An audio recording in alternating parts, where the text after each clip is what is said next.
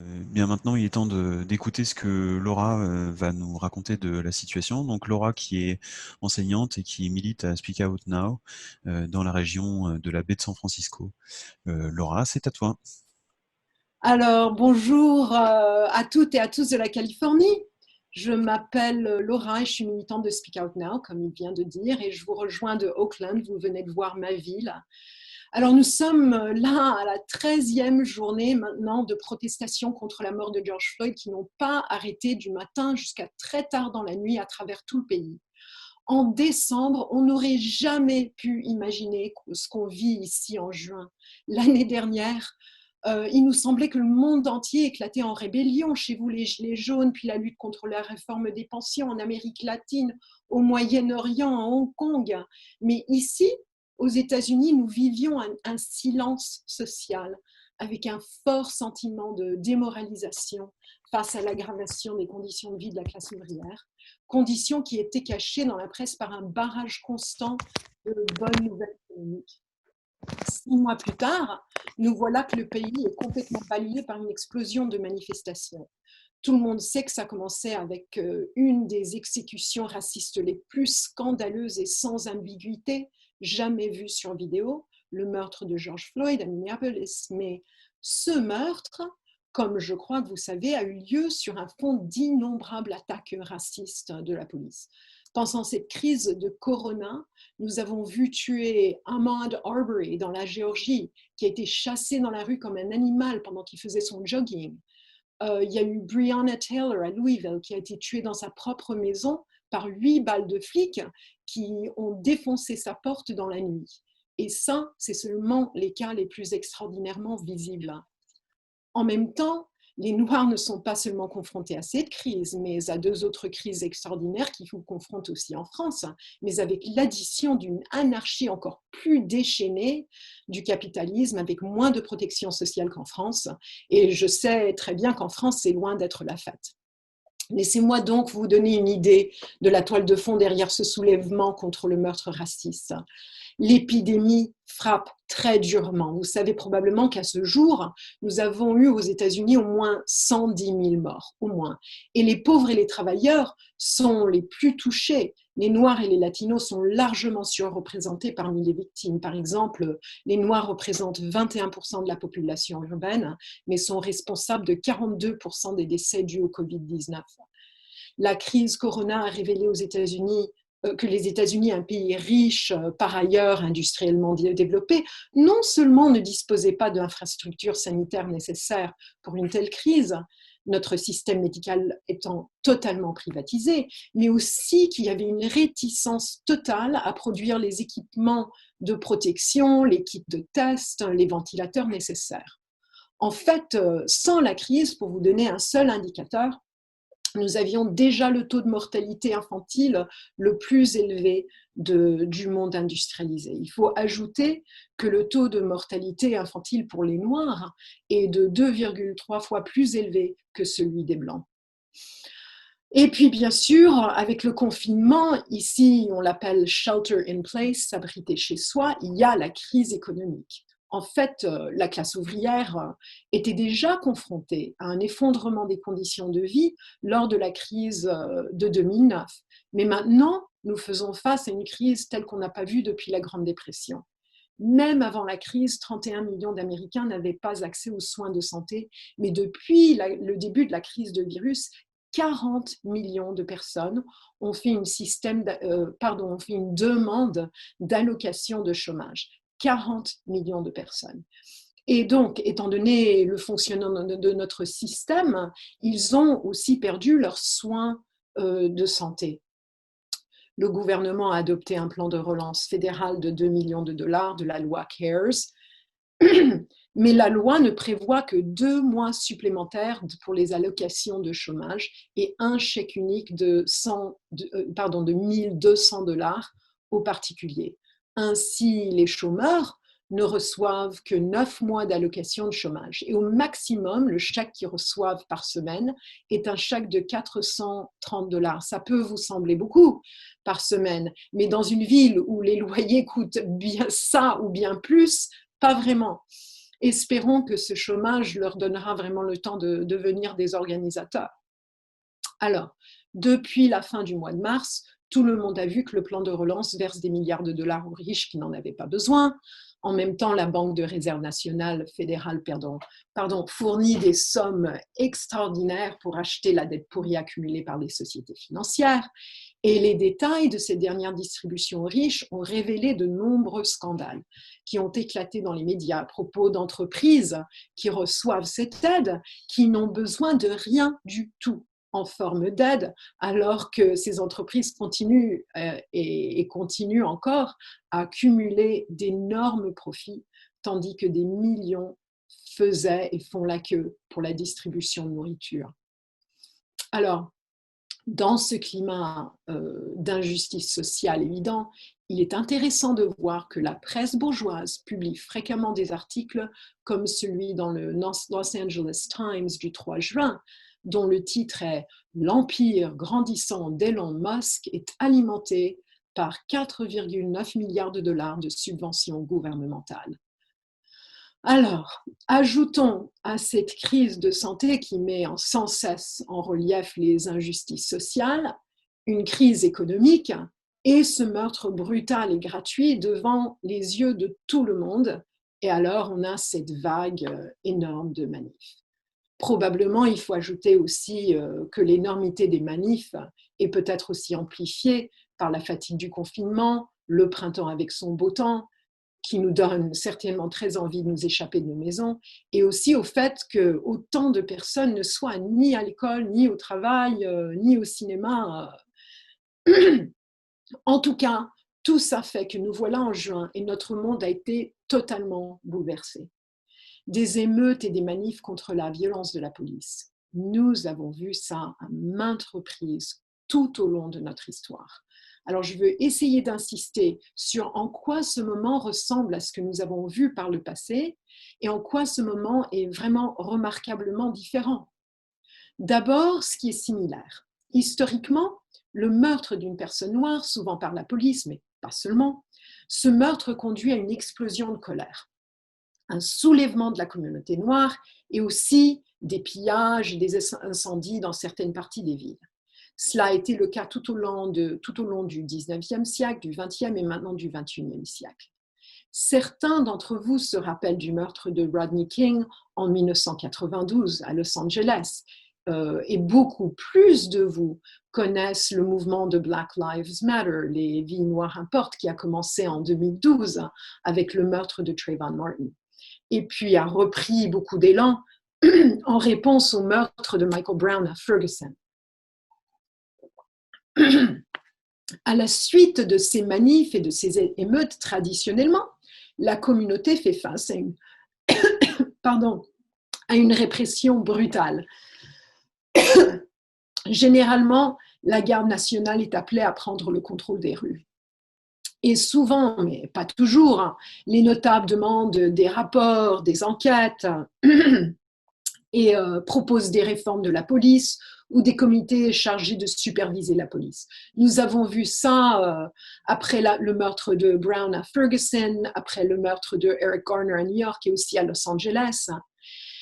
Il est très rare que le gouvernement ensuite propose des réformes qui touchent vraiment aux conditions économiques racistes.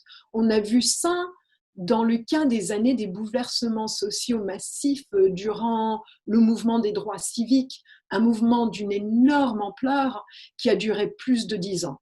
Le gouvernement a passé la loi sur le logement équitable qui s'appelle the Fair Housing Act, qui a été adoptée par l'administration de Lyndon Johnson après la publication de l'enquête Kerner, the Kerner Report, à la suite des soulèvements de 1967 qui ont balayé la communauté noire. Mais ça, c'est rare. Le plus souvent, nous avons la répression suivie de quelques appels de rapports et des commissions de surveillance de police. Et les commissions de surveillance, on en a vu beaucoup. Maintenant, je veux insister sur la différence avec ce qu'on voit dans le passé. Ce que nous voyons aujourd'hui est remarquablement différent de ce qu'au moins on a vu de mon vivant. Cette fois-ci, le mouvement ne commence pas exclusivement dans la communauté noire. Il est très large. Dans un sondage réalisé hier, 64% des personnes interrogées ont déclaré qu'elles soutenaient les protestations. Nous voyons des gens de toutes les races participer aux manifestations et de larges pans de la classe moyenne, de la classe ouvrière et des pauvres, tous ensemble dans les grandes villes. Les manifestations se passent dans les grandes villes, mais aussi dans les petites villes et dans les banlieues. Nous voyons des manifestations dans les quartiers noirs qui se dirigent puis au centre-ville, mais aussi là où il n'y a presque pas ou pas du tout de noirs. Le meurtre si brutal, si complètement non provoqué, pour une raison si peu convaincante, amène même Donald Trump, même l'extrême droite, à être forcé de reconnaître que les gens ont raison de protester. Une autre différence, nous avons assisté à un rare déferlement de soutien dans les médias parmi les reporters qui interviewent les manifestants, reporters qui se mettent à pleurer à la télé ou qui crient leur indignation, ainsi que des reporters noirs arrêtés alors qu'ils faisaient leur travail, ce qui fait scandale parmi leurs collègues, et même d'autres non-noirs brutalisés tandis qu'ils faisaient leur travail. C'est contradictoire, bien sûr, parce qu'on a vu des reportages qui se concentrent seulement sur les incendies et les pillages, comme d'habitude. Je crois qu'une raison pour ces différences d'ampleur du mouvement n'est pas seulement l'horreur de ce meurtre en particulier, vu par tout le monde, mais le changement de conscience qu'a produit le mouvement de Black Lives Matter. Les vies noires importent. Il y a 8 ans, quand le mouvement de Black Lives Matter a explosé sur la scène, avec la présence partout de téléphones cellulaires qui enregistrent les actes de violence policière et puis qui les diffusent partout, ces actes ont été vus par des millions de personnes. Il y a eu énormément de manifs, pas de la taille qu'on voit aujourd'hui, mais tout de même. Et la majorité des jeunes et des adultes ont vu ce mouvement à la télé ou dans les réseaux sociaux plutôt que par leur propre expérience à cette époque-là. À l'époque, les gens que nous connaissions et que nous connaissons encore, qui travaillent à nos alentours, avaient peur de participer pour la plupart. Ils répétaient souvent ce qu'ils avaient entendu aux infos sur la violence et le danger des manifestations, les pillages faisaient scandale. Mais depuis ce temps-là, les panneaux qui disent Black Lives Matter, on les voit dans toutes les écoles. Depuis 8 ans, les jeunes entendent parler ou discuter de la question des inégalités sociales et surtout du racisme. Cette génération de jeunes qui est dans la rue aujourd'hui ont eu cette expérience de passer de l'âge de 10 ans jusqu'à l'âge de 18 ans sous l'influence de ce mouvement. Ils connaissent les noms des tués sous le slogan de Say their names, dites leurs noms. Dans mon lycée, par exemple, un mur entier est recouvert par les innombrables noms de Noirs et de Latinos tués dans les 6 dernières années. Eric Garner, Trayvon Martin, Sarah Bland, Freddie Gray, ça n'en finit plus. Donc aujourd'hui, autour de nous, on n'entend pas beaucoup parler de l'injustice du pillage. Et quand les gens en parlent du pillage, des feux, ils disent plutôt que ce n'est pas une façon efficace d'obtenir la justice. Beaucoup de jeunes blancs répètent ce qu'ils entendent chez les Noirs, que ce n'est pas aux Blancs de dire comment il faut protester et dans quelles limites. C'est aux Blancs d'arrêter le racisme. Et on entend aussi dire que les vrais voleurs, les vrais voyous et meurtriers sont blancs et que le vrai crime, ce n'est pas de piller un magasin ou de mettre un incendie. Ensuite, il y a la question de la réponse des forces de l'ordre, de la police et de la garde nationale. Face à ce vaste mouvement de protestation nationale, nous constatons que, bien sûr, il y a de la violence policière, des gaz lacrymogènes, des flashbangs. Près de San Francisco, là, ici, tout près de chez moi, dans la ville de Vallejo, un latino de 22 ans a été tué par une balle mardi passé, Sean Monterosa, tandis qu'il était à genoux, les bras dans l'air. Et à New York et à Washington, jeudi, la police a entouré les manifestants, une tactique qui s'appelle kettling, pour ensuite les matraquer tous et les couvrir de gaz lacrymo. Et puis, il y a les couvre-feux. Mais ensuite, en même temps, ça c'est important, il semble y avoir un accord, surtout dans les États et les villes qui sont sous le contrôle du Parti démocrate, mais pas seulement, pour réagir avec beaucoup plus de retenue dans l'ensemble que par le passé. Bien sûr, ça peut changer très rapidement, mais ce que nous constatons en ce moment, c'est certaines différences vraiment étonnantes. Notre première surprise a été que Derek Chauvin, l'assassin de Floyd, a été accusé de meurtre au 2e degré, emprisonné 4 jours après le crime. C'est trop long, bien sûr, mais c'est beaucoup plus rapide de ce qui se passe normalement. Une semaine plus tard, les 3 autres policiers ont également été accusés d'assistance et complicité de meurtre. Dans certains cas, la police s'est jointe aux manifestants. Ils ont défilé bras dessus, bras dessous. Certains d'entre eux se sont mis à genoux dans la grande tradition du célèbre joueur de football américain Colin Kaepernick. Lui s'est agenouillé au lieu de se lever pour écouter l'hymne national pendant les matchs de football américain, pardon. Et ce geste est devenu un symbole de deuil et de respect pour les victimes de la police policière. Le chef de police de Louisville, la ville où la police a tué Breonna Taylor en mars, a été licencié lundi après que le maire ait appris que les officiers impliqués dans la fusillade qui a tué le propriétaire d'un restaurant populaire de barbecue n'avaient pas activé leur caméra corporelle pendant la scène chaotique qui a mené à la fusillade. Ça, c'est complètement sans précédent. Normalement, il y aurait un long délai, interrogatoire. Être licencié pour ne pas avoir imposé une culture de tournage des actions de la police, c'est étonnamment différent de ce à quoi nous sommes habitués. Puis, il y a la réponse des politiciens. D'une part, nous avons les performances extraordinaires de Donald Trump qui a eu comme politique d'attiser les flammes de la lutte raciale. Il est obsédé par sa réélection en novembre et il continue à penser que pour retenir sa base, il fait bien de jouer l'homme fort. Je sais que tout le monde en France a vu aussi l'appel spectaculaire de Trump à l'intervention de l'armée pour établir l'ordre public, appelant les gouverneurs à réprimer les protestations de toutes leurs forces. Il a ordonné l'armée d'attaquer une manifestation pacifique à Washington, D.C. et a poursuivi sa marche vers l'église en face de la Maison-Blanche, Bible en main, me rappelant à moi la Bolivienne Janine et Agnès, qui en février brandissait son énorme Bible alors qu'elle prenait le pouvoir de Evo Morales. Mais ça ne s'est pas très bien passé pour Trump. Mercredi dernier, dans un geste qui semblait vraiment écraser Trump, Mark Esper, qui est le secrétaire de la défense de Trump, s'est opposé à l'appel de Trump à faire venir les troupes à Washington pour mettre fin aux protestations, en disant aux troupes de partir juste après leur arrivée. Et puis plus tard, le même jour, il a changé d'avis.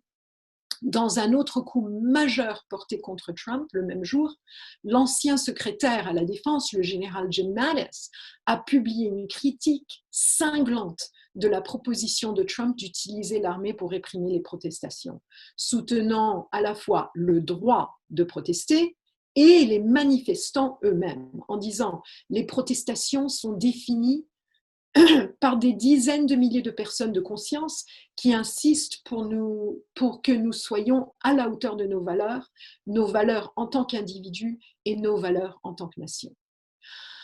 Après Mattis, d'autres militaires importants ont désavoué la politique de Donald Trump, comme le général Kelly, qui a dit « Les troupes détestent ça, elles ne considèrent pas ça leur travail, elles ne veulent pas être utilisées de cette façon. » Alors, la vue de Trump, des troupes de Trump lui ouvrant la voie pour brandir la Bible devant les caméras, a conduit même les célèbres conservateurs évangéliques comme le fameux Pat Robertson à réprimander le président. Il aurait dit « Ça ne se fait pas, monsieur le président, nous sommes une seule race et nous avons besoin de nous aimer les uns les autres. » Alors, le barrage de tweets racistes de Donald Trump ont certainement une base de partisans, ceux qui croient à sa propagande que les manifestants sont des terroristes antifa. Et encore, il y a aussi des bandes de suprématistes blancs qui brisent eux-mêmes les vitres et sont responsables de pillage pour discréditer les protestations. Mais il se peut à l'heure actuelle, il semble que la crise virus, la crise économique massive et maintenant cette utilisation de militaires contre les manifestants pacifiques lui coûte une partie de sa base. D'autre part, les politiciens du Parti démocrate s'offrent comme alternative, souvent en essayant carrément de prendre la tête des manifs. Aujourd'hui, le parti veut renaître en se dressant contre Trump en répondant au meurtre de Floyd. Et c'est ce qu'on a vu à Los Angeles, où le maire qui est latino prend la tête des manifs. Le maire de San Francisco le fait aussi, le maire de Minneapolis et beaucoup d'autres soutiennent les manifestations, bien que qu'ils opposent qu'on brise les vitres et qu'on mette le feu. Le maire noir de Washington a fait peindre une rue dans la rue avec les mots Black Lives Matter et a renommé la place Black Lives Matter. Jeudi, des villes comme San Francisco, Oakland et Seattle ont mis fin à leur couvre-feu en réponse à la pression croissante des manifestants qui défient les consignes de couvre-feu. Ici à Oakland, des milliers de manifestants ont dansé dans les rues pour défier le couvre-feu, sans conséquence donc. Et le couvre-feu a été levé. Mercredi, Obama s'est prononcé en défense des manifestations. Alors, les politiciens noirs, les démocrates, les ONG chantent tous le même refrain. Il n'y aura pas de futur si nous ne gagnons pas les élections en novembre. Il nous semble donc évident que la majorité de la classe dirigeante veut faire attention à ne pas provoquer la population en ce moment et espère qu'en soutenant une bonne partie des manifestants, elle pourra faire passer la protestation par des canaux sûrs et redonner confiance au peuple dans les élus, les commissions de surveillance de police et les élections futures. Alors, je veux finir en parlant un peu de notre rôle dans cette lutte aujourd'hui. Avant Covid, Speak Out Now avait des réunions mensuelles d'à peu près 50 à 70 personnes. Peu de travailleurs venaient et quand ils venaient, ils ne parlaient pas beaucoup. Depuis le confinement du virus, dans Speak Out Now, nous avons organisé des réunions publiques tous les week-ends pour discuter des différents aspects de la crise avec tous ceux que nous pouvons atteindre. Nous sommes une petite organisation et la fréquentation au Zoom a été entre 108 à 143 participants. Nous cherchons à rassembler les gens à un moment où il est évident qu'ils cherchent des alternatives. Nos militants ont fait un effort constant de s'adresser aux personnes avec lesquelles nous sommes en contact et on a organisé des entretiens hebdomadaires avec nos collègues sur les lieux de travail afin de donner aux gens un espace pour se rencontrer, à s'organiser autour des réclamations spécifiques. Nous avons continué, dans la mesure du possible, à rendre nos bulletins d'information disponibles sur les lieux de travail et de les distribuer à l'Internet. Et nous avons lancé aussi un bulletin d'information pour les enseignants publics d'Oakland et un autre pour les lycéens et les étudiants universitaires. Même à notre taille, on écrit tous les jours des articles nombreux sur le site web. Alors, la plupart de notre organisation se trouve à Oakland et dans les environs, où il y a eu des protestations constantes depuis le meurtre de Floyd. Nous avons aussi une petite présence à Baltimore et Newark dans le New Jersey. Et on voit beaucoup de participation de la côte Est dans nos Zooms. Lundi dernier, vous avez vu le speech de notre camarade dans une grande manif. Cette manif a été appelée par 2 étudiants noirs. Et on a eu la participation de 15 000 personnes selon la police. Un ami de notre camarade Drew a mis en contact Drew avec ces 2 étudiants et grâce à cela, nous avons pu les aider à organiser la manif et leur donner une direction qui ne conduirait pas à une provocation directe à la police. Nous sommes également présents dans les écoles publiques de Oakland en tant qu'enseignants et nous avons joué un rôle actif dans la grève qui a eu lieu à la fin de l'année dernière et nous avons continué à jouer un rôle actif tout au long de la période de la pandémie. La grève des enseignants d'Oakland de 2019 s'inscrit dans un mouvement national de défense de l'éducation publique.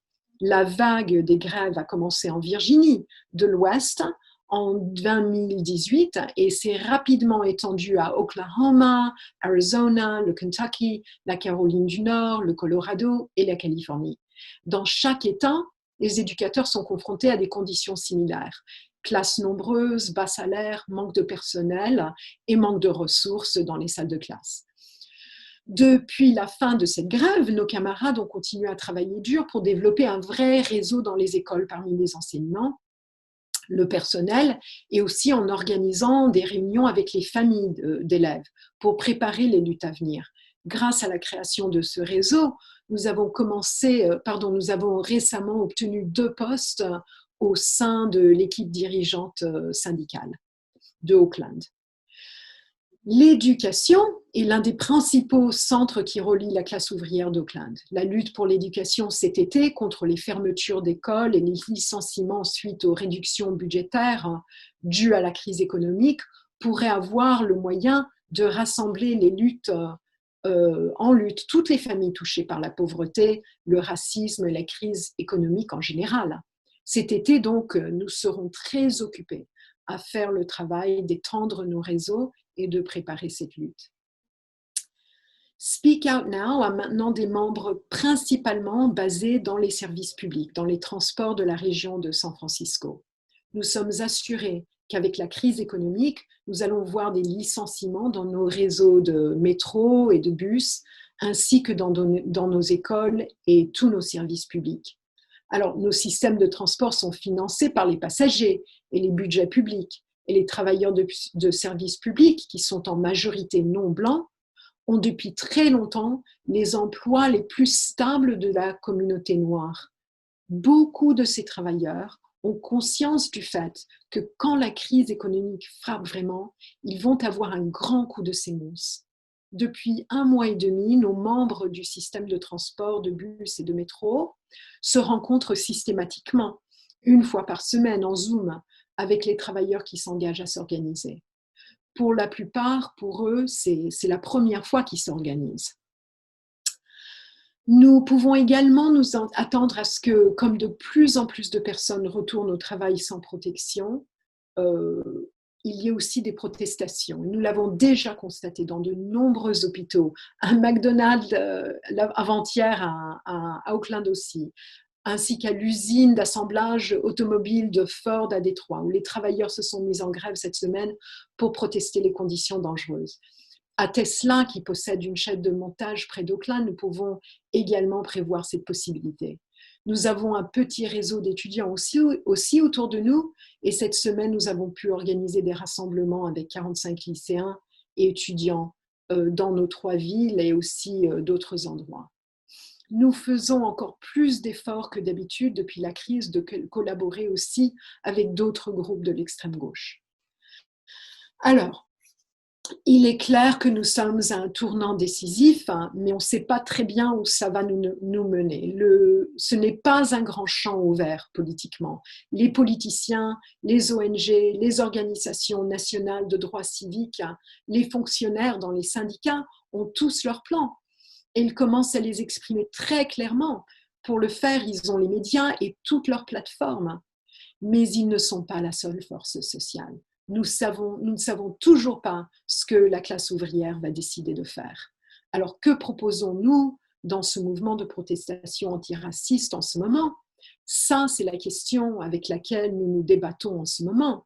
Comment relier les demandes économiques et sociales aux demandes antiracistes de manière à toucher vraiment la corde sensible? Nous devons continuer à être actifs avec ceux qui sont dans la rue aujourd'hui et encourager à ce qui semble se développer en un mouvement social national. Nous pourrions être dans un moment simplement de protestation, comme d'autres fois, qui surgit et puis qui retombe, mais il y a une forte possibilité que ces protestations contre la brutalité policière puissent se connecter avec des demandes sociales et économiques et approfondir un mouvement sérieux de la classe ouvrière. On peut imaginer que les luttes de la classe ouvrière que nous avons vues jusqu'à présent se développeront davantage et ces luttes élèveront le niveau de conscience de la classe ouvrière d'une manière que nous n'avons pas vue depuis des décennies. Les chauffeurs de bus de Minneapolis et de New York ont refusé de déplacer les manifestants à cause de la police. Et on a vu les docteurs d'un hôpital de Auckland ici faire un arrêt de travail et être rejoints par les travailleuses et travailleurs en solidarité pour affirmer l'importance des vies noires. Donc, énormément de possibilités s'ouvrent devant nous. Et voilà, c'est donc ça. Bientôt, bien sûr, je vais m'efforcer, avec les autres camarades américains qui sont en ligne, de répondre à toutes vos questions maintenant.